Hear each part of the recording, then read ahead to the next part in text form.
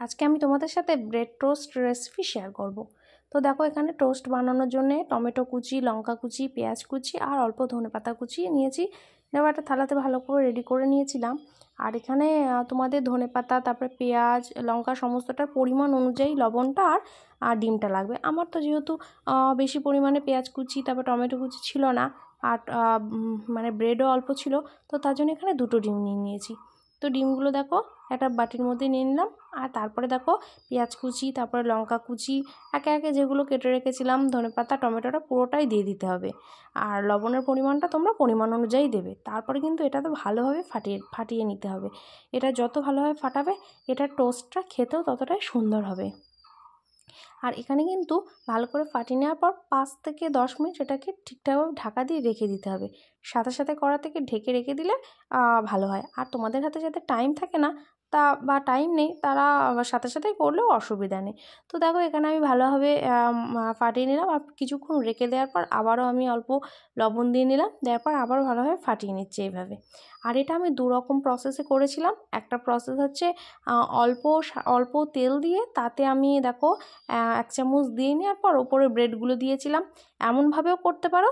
আবার অনেকে ব্রেডগুলো এর মধ্যে ডুবিয়ে তারপরেও অল্প তেলে বা বাটারে দিয়ে তোমরা সেঁকে নিতে পারো। তো যার যেমনভাবে সুবিধা বা যে যেমনভাবে খেতে ভালোবাসো তেমনভাবেই করবে। তো এখানে দেখো আমি প্রথমেই দিয়ে দিলাম অল্প তেল, আর তারপরে অল্প ওই যে ডিমের ব্যাটার যেটা ছিল একটা চামচে করে দিলাম, আর তারপর ব্রেডগুলো দিলাম। আর তোমরা চাইলে কিন্তু ব্রেডগুলো আগে মানে সেঁকে নিতে পারো। তো আমি এখানে ব্রেডগুলোকে আগে সেঁকে নিই, আমি একদম পুরো ডাইরেক্ট টোস্ট করছি।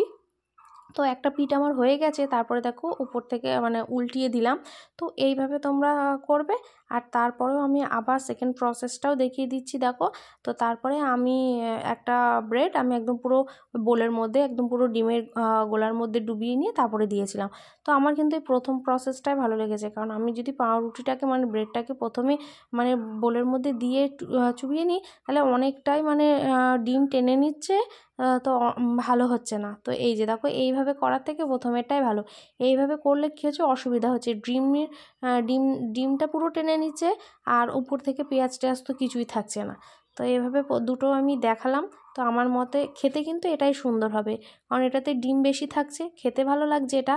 কিন্তু সুবিধা আমার প্রথমটার মতো। তো যার যেমন ভালো লাগে সে সেমনভাবে খেয়েও, কারণ এটা তো অনেকটা তেল বেশি, আর প্রথমেটা অল্প তেল লাগে, অল্প বাটার দিয়েও করতে পারো।